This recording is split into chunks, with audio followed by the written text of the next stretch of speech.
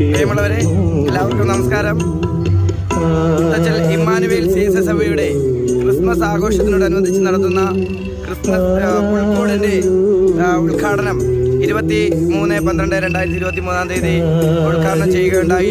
വളരെ മനോഹരമായ വ്യത്യസ്തമായ ഈ പുൽക്കൂട് കണ്ട് ആസ്വദിക്കുന്നതിന് വേണ്ടി എല്ലാവരെയും മുത്തച്ചൽ ഇമ്മാനുവേൽ CSS സഭ അങ്കണത്തിലേക്ക് വളരെ സ്നേഹത്തോടെ സ്വാഗതം ചെയ്തുകൊള്ളുന്നു.